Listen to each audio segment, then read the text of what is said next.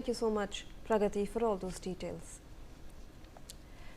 Well, viewers, let's shift our focus to the Trisha death case, where the Special Investigative Team continues its probe into the death of actor Trisha Sharma. Investigators conducted a recreation of the crime scene for over 2 hours as part of the ongoing investigation. Prior to that, Trisha's husband, Samat Singh, was questioned by the SIT for nearly 3 hours. During the interrogation, Samat told investigators that Trisha had been under distress following her abortion. Sources have said that he was also questioned about his period of absconding, during which he allegedly attempted to mislead the investigators multiple times. He also repeated his claim that he had given Rs 7 lakh to Trisha. Meanwhile, the SIT has seized Samat's laptop, mobile phone, passport, Aadhaar card and several other important documents as part of the investigation.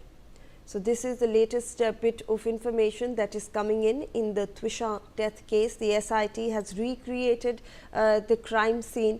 They did it for over 2 hours. They've also again questioned the husband of Trisha, Samat Singh. They've questioned him on various fronts as to why Trisha was stressed, as to where he was when he was absconding, and in fact he has mentioned and repeated this claim that he had given Rs 7 lakh to Trisha. Let me go across to my colleague Nitish Shukla, who's joining us for more information on this. What more could you tell us, Nitish, on this front that the SIT ने एक recreation of the crime scene कराया, interrogation भी हुई थी समट सिंह की, इसके बारे में जरा हमें जानकारी दीजिए प्लीज।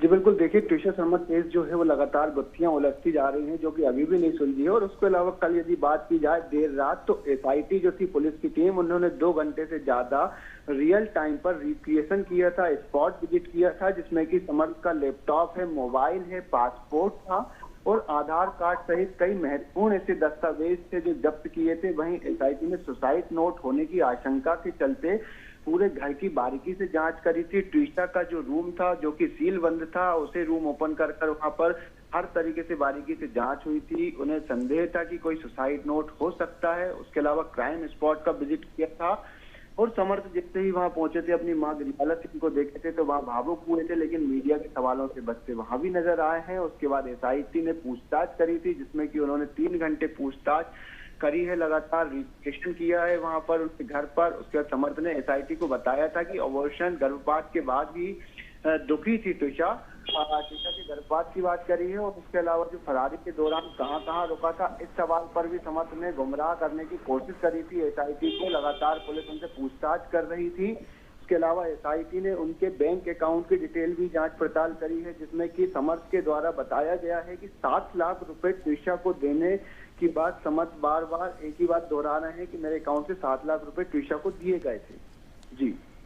जी बने रहे आप हमारे साथ Nitish. In fact, we have some more information flowing our way. The Central Bureau of Investigation has taken over the investigation into the alleged death case of Trisha Sharma and re-registered the FIR after receiving the case files from the local police. The agency will now conduct a fresh probe into the matter, which had earlier prompted serious allegations and demands for a detailed and impartial investigation.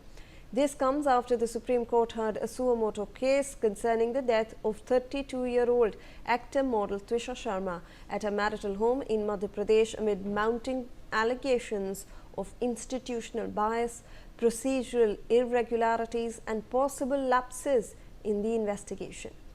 तो नीतीश, अब ये भी हमें जानकारी मिल रही है कि जो CBI की टीम थी वो कल भोपाल पहुंच गई थी। उन्होंने केस का हैंडओवर ले लिया है लोकल पुलिस से और जो FIR है उसको री-रजिस्टर किया। इसके बारे में जानकारी दीजिए प्लीज। जी बिल्कुल, देखिए अभी तक इस मामले को जो पुलिस की और पुलिस की टीम SIT जो गठित की गई थी वो टीम संभाल रही थी, लेकिन उसके बाद जो अहम बिंदु है उनको लेकर अब CBI भोपाल पहुंचती है और भोपाल पहुंचने के बाद CBI ने अपना जिम्मा संभाल लिया है। पुलिस से पूरा केस अब CBI के हैंडओवर आ चुका है। CBI ने ट्रिशा शर्मा मौत मामले की जांच को अपने हाथ में लेते ही साथ जो मूल FIR होती है उसे दर्ज कराई थी। उसके बाद जो कटारा हिल्स थाने में उसके जो भी कागजात थे, जो फाइल थी, जो अभी तक डॉक्यूमेंटेशन हुआ था, पूछताछ के कागज थे, वो सब CBI ने अपने हैंडओवर ले लिए हैं। उसके अलावा यदि बात की जाए तो सीबीआई ने जो एफआईआर कराई है उस मामले में दहेज मृत्यु क्रूरता की धारा के तहत पति और सास पर आरोप लगाकर सीबीआई ने दर्ज कराया है प्रकरण, जिसमें कि बीएनएस की धारा 82, 85, इसके अलावा 3 और 5 के आते आपराधिक साजिश के शामिल किया गया है। इसके अलावा कई अधिनियम के तहत 3 और 4 के धारा प्रकरण के तहत मामला भी दर्ज हुआ है। लगातार अब सीबीआई इसमें गहन मामले से जांच करेगी, हर एक उस बारीकी पे जांच करेगी जो अभी पुलिस ने कहीं ना कहीं परिजन आरोप लापरवाही का मामला लगा रहे थे, आरोप लगा रहे थे कि पुलिस के द्वारा लापरवाही बरती गई है, जो कॉल डिटेल नहीं निकाली गई थी बैंक अकाउंट से। इन सब जो अहम बिंदु हैं इन पर सीबीआई बहुत गहनता से जांच करेगी। जी नीतीश, धन्यवाद आपका। All right, viewers, let's shift our focus to